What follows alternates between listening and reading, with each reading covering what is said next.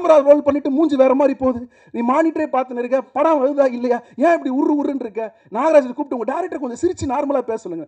நான் ஏன் சிரிக்கணும், எனக்கு படம் ஒழுங்கா வரணும், ப்ரொடியூசர் என்கிட்ட காசு கொடுத்துருக்க. இப்படி தான் எங்களுக்கு ஃபர்ஸ்ட் 10 நாள் ஷூட்டிங்கே. ஜித்தன் ரமேஷ் சார் அவர் நடித்த அப்பாங்க பாங்க சாங் வந்து எனக்கு ரொம்ப பிடிக்கும். அந்த சாங்கோடைய நான் மிகப்பெரிய ஃபேன். அவரை நான் வந்து சின்ன வயசில் ஸ்கூலில் இருக்கும்போதோ இல்லை காலேஜில் இருக்கும்போதோ ஜித்தன் ரமேஷ் அப்படின்னு அந்த டான்ஸை பார்த்துருச்சு, பயங்கரமாக டான்ஸ் ஆடுறாரு அப்படின்னு ஃபீல் பண்ணேன். இந்த படத்துக்கு வந்து ஒரு பியூரான ஃபேஸ் தேவைப்பட்டுச்சு, ஒரு பரிசுத்தமான குணம் கொண்ட ஒருத்தன் எனக்கு தேவைப்பட்டார். நான் பல பேர்கிட்ட போயிட்டு சுற்றிட்டு வந்தேன், எனக்கு யாரும் கிடைக்கல.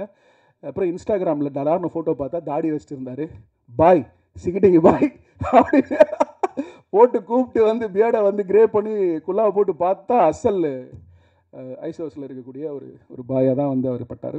கதை சொன்னேன் அவர்கிட்ட, சூப்பர் குட் ஃபிலிம்ஸில் போய் ஒரு ஆஃபீஸில் கதை சொன்னேன்.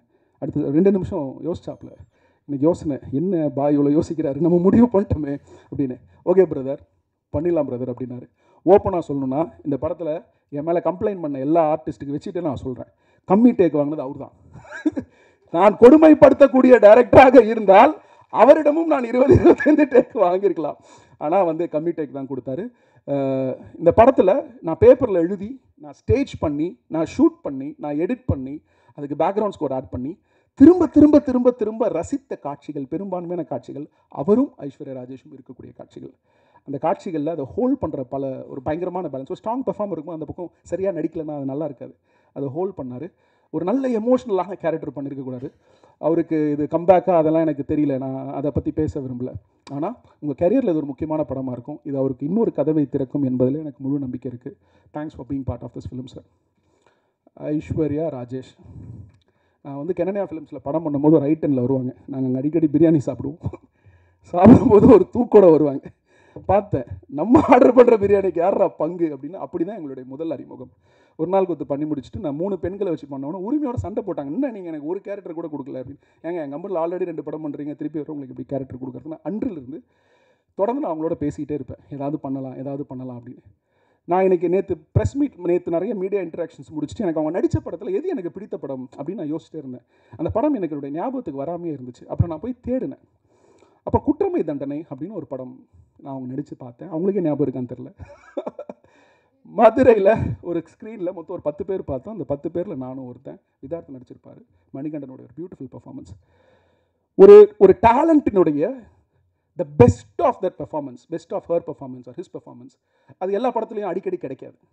ஒரு சில படங்களில் தான் அந்த அழகான சுவையான ஒரு ரசிகனுக்கும் ஒரு கிரியேட்டருக்கும் ஒரு ஆர்டிஸ்ட்டுக்கும் தீனி போடக்கூடிய பெர்ஃபார்மன்ஸ் கிடைக்கும். அந்த மாதிரியான ஒரு பெர்ஃபார்மன்ஸ் வந்து அந்த குற்றமை தண்டனையில் பண்ணியிருப்பாங்க. அதுக்கப்புறம் பத்மாவாக இருக்கட்டும், காப்பேவாக இருக்கட்டும், மற்ற கேரக்டர்ஸாக இருக்கட்டும், அதெல்லாம் அவங்க லெஃப்டில் டீல் பண்ணுவாங்க, பிரச்சனை கிடையாது.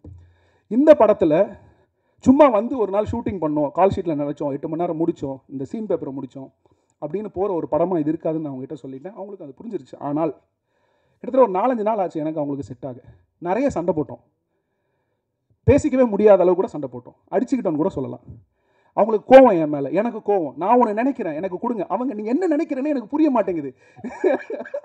நீ என்ன கட்டு சொல்லிட்டு நல்லா பேசுகிற, ஆனால் கேமரா ரோல் பண்ணிட்டு மூஞ்சி வேற மாதிரி போகுது, நீ மானிட்டரே பார்த்துன்னு இருக்க, படம் வருதா இல்லையா, ஏன் இப்படி உருன்னு இருக்க, நாகராஜன் கூப்பிட்டு உங்கள் டேரக்டர் கொஞ்சம் சிரிச்சு நார்மலாக பேச சொல்லுங்க. நான் ஏன் சிரிக்கணும், எனக்கு படம் ஒழுங்காக வரணும், ப்ரொடியூசர் என்கிட்ட காசு கொடுத்துருக்க. இப்படி தான் எங்களுக்கு ஃபஸ்ட்டு 10 நாள் ஷூட்டிங்கே போச்சு. எனக்கு டவுட்டே வந்துருச்சு, என்ன இவங்களை வச்சு படத்தை முடிக்க முடியுமா முடியாதா அப்படின்னு. 10ஆவது நாள் கழிச்சு என்கிட்ட வந்தாங்க. வந்துட்டு பக்கத்தில் நார்மலாக என்ன பேசிட்டு, எவ்வளோ சண்டை போட்டாலும் அடுத்த நாள் ஷூட்டிங் வந்து தானே ஆகணும், நானும் வந்து தான் ஆகணும், அவங்களும் வந்து 10 நாள். நீங்கள் நல்ல டேரக்டர் தான், ஆள் கூட நல்ல மனுஷன் தான், ஆனால் புரிஞ்சுக்க தான் கொஞ்சம் டைம் ஆச்சு, எம்மாடி ரொம்ப நன்றி, இன்னும் 35 நாள் ஷூட் பண்ண வேண்டியிருக்கு அப்படின்னு. அவங்கள நான் வந்து ஒரு ஹோஸ்ட்டாக பார்த்துருக்கேன், ஒரு டான்ஸராக பார்த்துருக்கேன், அதுக்கப்புறம் சின்ன கேரக்டர்ஸ் பார்த்துருக்கேன். இன்னும் எனக்கு நல்லா ஞாபகம் இருக்குது. ஒரு வாட்டி நான் அவங்ககிட்ட பேசும்போது அப்போ ஒரு பெரிய படம் சைன் பண்ணியிருந்தாங்க, ஃபோன் பண்ணி வாழ்த்து கால் பண்ணேன். எங்கே நெல்சன், அவங்க சைன் பண்ணுறாங்க ஆனால் காசு யாரும் கொடுக்க மாட்டாங்க.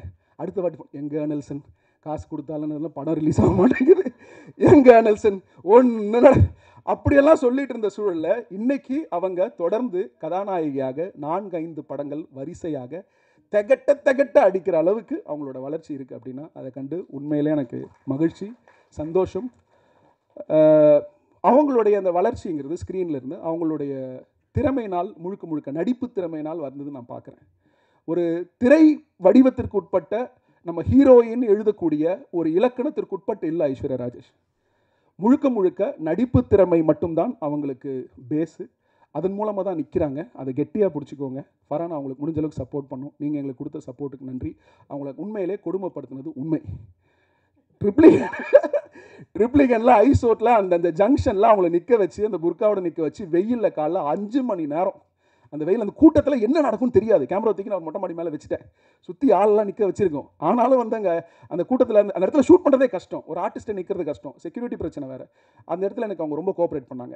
எந்த இடத்துல நான் அதிகமாக அவங்க எனக்கு சேலஞ்ச் பண்ணுவாங்கன்னு நினச்சனோ அங்கே ரொம்ப கோஆப்ரேட் பண்ணாங்க. அப்போ எனக்கு ஆச்சரியமாக இருந்துச்சு. நான் பார்த்த நடிகைகளை இவ்வளோ சீக்கிரமாக வந்து காஸ்டியூம் சேஞ்ச் பண்ணிட்டு வந்த நடிகை எனக்கு பார்க்கல. அதுக்கு 2 ரீசன் இருக்கலாம். ஒன்று, சீக்கிரம் வீட்டுக்கு போகலான்னு இருக்கலாம். 2வது, டைரக்டருக்கு சீக்கிரம் காஸ்டியூம் சேஞ்ச் பண்ணால் ஷார்ட்டு சீக்கிரம் முடிப்பார். போன படம் 2019 மே மாதம் ரிலீஸ்.